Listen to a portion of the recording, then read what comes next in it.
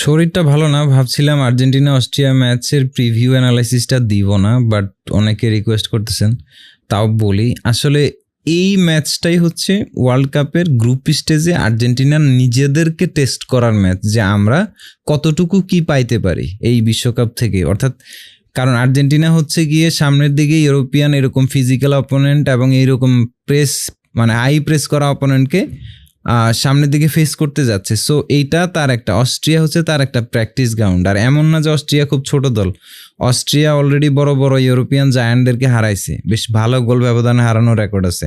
So এরা গ্যাগেন pressing team. আর্জেন্টিনাকে আসলে আজকে কাউন্টার প্রেসিং স্ট্র্যাটেজিতে বিশেষ করে অফ দ্য বলে কতটুকু ভালো করবে তার উপরে এই ম্যাচের রেজাল্ট ডিপেন্ড করে। যেমন অস্ট্রিয়া দলটা হচ্ছে গ্যাগেন প্রেস করবে, সেক্ষেত্রে আর্জেন্টিনার মিডিয়ে বল সার্কুলেট করে যে রড্রিগো ডি পল, তাকে প্রচুর পরিমাণে টার্গেট করা হবে। ডি পল হয়তো প্রচুর মাইর খাইতে পারে, প্রচুর ফাউল নিতে পারে এবং ফিজিক্যালি প্রচুর চার্জ হইতে পারে। তো ডি পল যদি সাকসেসফুলি পাস বের করতে পারে বা সামহাও আর্জেন্টিনার যদি খুব বেশি ব্যাক পাস খেলা লাগে, তাহলে এই ম্যাচে আর্জেন্টিনা খুব বেশি সুবিধা করতে পারবে না। আর্জেন্টিনাকে হয় অস্ট্রিয়ার পায়ে বল দিয়ে চান্সের আশায় থাকতে হবে, ওভাবে খেলতে হবে।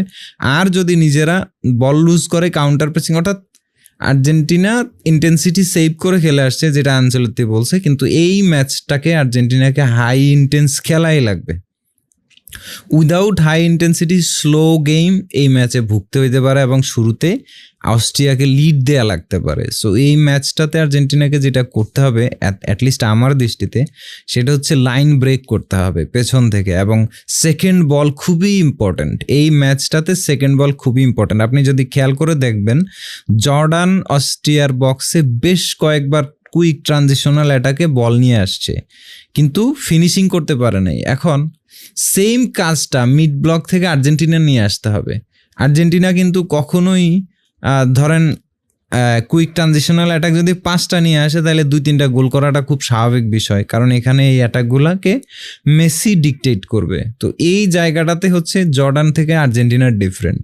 জর্ডানের স্ট্র্যাটেজি ঠিকই ছিল, তারা বল নিয়ে আসতে পারছে, কিন্তু তারা ফিনিশ করতে পারে না। আর অস্ট্রিয়া খুব দ্রুত ডিফেন্সিভ শেপে চলে আসে। তো যদি ভাঙতে হয়, কুইক ডিসিশন মেকিং করতে হবে, বক্সের বাইরে থেকে শট ট্রাই করতে হবে, বক্সের বাইরে থেকে গোল আসতে হইতে পারে। এবং ধরেন এই বিশ্বকাপে লো ক্রস জিনিসটা খুব ইফেক্টিভ, এবং আর্জেন্টিনাকে যদি কুইকলি অ্যাটাকে আসতে হয়, লো ক্রস করতে হবে এবং বক্সে অনেকগুলো প্লেয়ার অ্যাটাক করতে হবে। আজকের ম্যাচটা এনজো ফার্নান্দেজের ম্যাচ হওয়ার কথা মিডফিল্ডে, যে এই ধরনের সিচুয়েশনে ভালো বল ক্যারিয়ার লাগে। এনজো ফার্নান্দেজ এবং ম্যাকঅ্যালিস্টারের ম্যাচ হওয়ার কথা। ডি পল হেভিলি গার্ডেড এবং মার্ক থাকবে, তাকে ডার্টি ওয়ার্ক করার জন্য পেছনেও থাকা লাগতে পারে। সো ডিপলের সার্ভিস, যে ডিপল যদি মেসি রেঞ্জে ওইভাবে কানেক্ট না করতে পারে, তাহলে আজকের ডিউটিটা এনজো এবং ম্যাকঅ্যালিস্টারের। They have to provide Messi. Messi should receive ball more. Messi touch যত বেশি হবে এই ম্যাচে, আর্জেন্টিনার সার্ভাইভাল টাচ বা আর্জেন্টিনার ভালো করার সিচুয়েশন তত বাড়বে।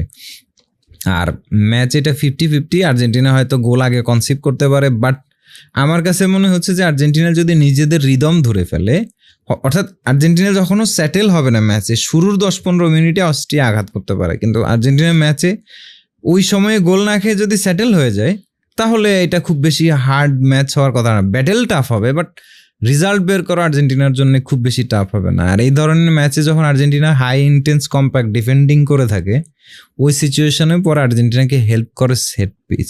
তো আমি আজকে ক্রিশ্চিয়ান রোমেরো অথবা যদি ওটামেন্দি শুরু করে বা এই ধরনের প্লেয়ারদের উপরে খুব বেশি থাকবে, যে ম্যাচের ব্যবধান গড়ে দেওয়ার জন্য এই ধরনের ডিফেন্ডারদের 1-2টা গোল এগুলাও ম্যাটার করে। ওয়ার্ল্ড কাপের কিছু কিছু স্টেজে এগুলোর খুব প্রয়োজন। আজকের ম্যাচটা হাই ইন্টেন্স হতে যাচ্ছে এবং হাই স্কোরিং হওয়ারও পসিবিলিটি আছে। আর সেক্ষেত্রে আর্জেন্টিনার আসলে নিজেদের টেস্ট করার ম্যাচ, নিজেদের পরীক্ষা করার ম্যাচ। এবং এই ম্যাচটা দেখেই মানে আর্জেন্টিনার উপরে যত ধরনের ডাউট ছিল বা আছে, বা পর্যন্ত আলজেরিয়াকে হয়তো করে নাই, but man Algeria was never an easy opponent. আমরা হয়তো ভুল করতেছি, আমরা ভাবতেছি 3 গোল দিয়ে ফেলছে। আলজেরিয়া কিন্তু ইজি অপোনেন্ট ছিল না। তারা মেবি নেদারল্যান্ডকেও হারাইছে, এইরকম অপোনেন্ট ছিল আর কি। তো আসলে হয়েছে কি, আমরা হচ্ছে গিয়ে যখন আর্জেন্টিনা, ওই যে ভ্যান ডাইক বলছিল যে মানে ওই ওয়ার্ল্ড কাপের কোনো ম্যাচই ইজি না, কিন্তু আর্জেন্টিনা এই সব ম্যাচগুলোকে ইজি করে ফেলছে। তো এই জিনিসটা যদি অব্যাহত থাকে, এবং দেখলাম যে মেসিরা খুবই চিল মুডে আছে, তার মানে তারা কনফিডেন্ট। আর এই কনফিডেন্ট সিচুয়েশনে যদি ওরা প্রথম কয়েক মিনিটে ভেঙে না পড়ে বা ওই ইয়াটা না পড়ে, তাহলে তারা খুব ভালোভাবে এই ম্যাচটা উতরে যাওয়ার কথা। আর আরেকটা কথা হচ্ছে, টুর্নামেন্ট ফুটবলে একটা সেটব্যাক লাগে, আর্জেন্টিনার সেই সেটব্যাকটা এই ম্যাচটা হইতে পারে। এবং এই ম্যাচে যদি কোনো ভুল হয় বা অ্যাক্সিডেন্ট কেস ঘটে, এখান থেকে শিক্ষা নিয়ে নিজেদের ইমপ্রুভ করার জায়গা তৈরি হবে। অনেকে ডাউট করবে, বাট আর্জেন্টিনা নিজেদের ইমপ্রুভ করার মিশনে লাগবে।